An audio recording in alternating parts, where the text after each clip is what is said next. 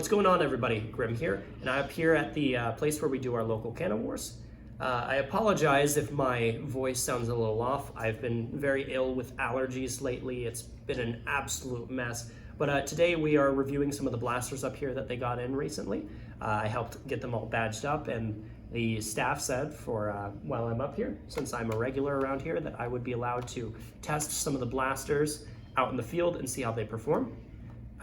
So this is the Rival Fate, a new blaster in the new Rival line that's kind of like their Accu style line. They claim that these balls are more accurate than the standard Rival HIR round.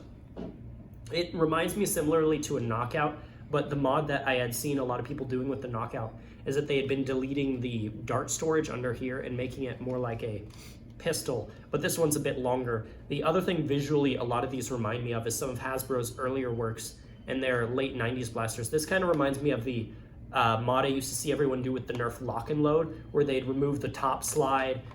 People would paint up the grip where they put like a color down here and then the main body color, and then they'd create a custom Delrin rod for it and make it shoot half darts.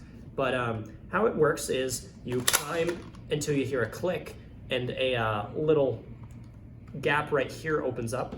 You drop a HIR round in here, push it forward, and you fire. Now, unlike the Knockout, you don't have to push this back forward, and it's in a better location than the bottom of the grip. The grip overall is also, bar none, one of the most comfortable grips from some of these more smaller pistol Rival form factors. I'm really liking how comfortable this grip is. It's just very nice to choke up on and hold and aim with. Now, the gimmick with these new Rival Accu blasters is that they have these transparent front sights, which I quite like because transparent parts are awesome, but also it's a very high visibility piece.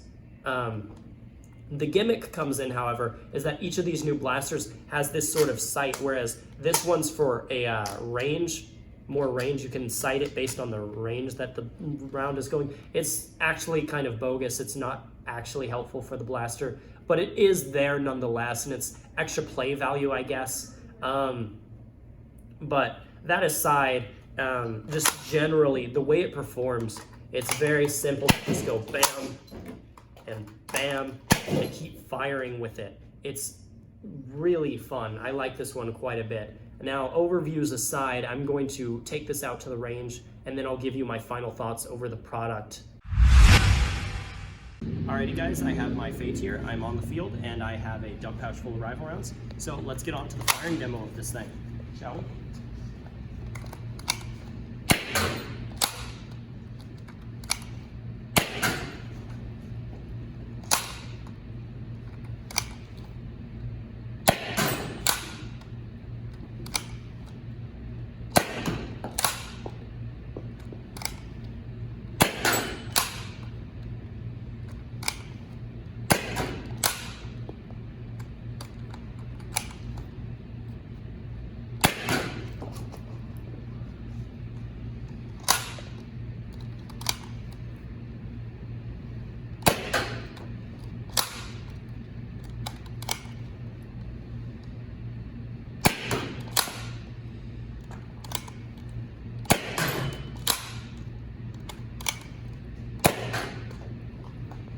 Alrighty guys, I think I like this thing quite a bit.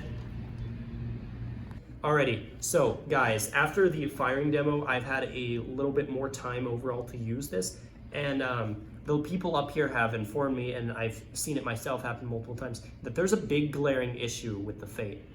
All things considered, this should be my favorite blaster and kind of is of the new Rival line. However, the glaring issue is that it would seem that the new Rival line hasn't escaped the Elite 2.0 curse of being cheaped out on. While yes, you can open up the blaster fully and repair things, it not only has plastic pieces that replace this what would have been spring-powered bits like in the trigger section and stuff. That's generally fine, it means it's a little cheap. But the glaring issue with it is that Hasbro, in the pursuit of more profit, has decided to cheap out, so much so that these things come under-lubed from the factory. So almost all the Fates that have ever been used up at this field, within under 200 shots of them being used, they completely dry up, they shoot out their O-rings, and this deploy feature stops working. Meaning that They asked me what could be done about it. I opened them up and I had to re-lube this piece, the O-ring, and a bunch of other stuff. The O-ring actually, when kids tried to use it again after the O-ring had been put back on without it being re-lubed because they didn't know that was the issue, the O-ring almost got crushed because the O-ring fit when it's not lubed is getting squeezed on by this piece right here. So it's a very problematic issue that if you buy a Fate, you're going to have to open it up and re-lube it. Otherwise, it will blow out its O-ring, meaning it won't work anymore until you can re-put that back in there and re-lube it. Which is such a shame because this is value. It's the best value for the rival line. It's the best overall form factor for it. It's nice and easy. It's comfortable. It looks great. It just, it kills me that it has, and their pursuit for greed and profit, that all of these come out of the factory under lubed. And it's not even just one. There are over like 3 or 4 of these here, and all of them at one point or another blew out their O-rings and had to be re-lubed. So I'm just saying that this is a little warning at the end before we end the video. Make sure if you get one of these, you open it up and re-lube it with some super lube or something similar to make sure that that doesn't happen to you as well. This is Grimm's Nerf Works signing off. Have a good one.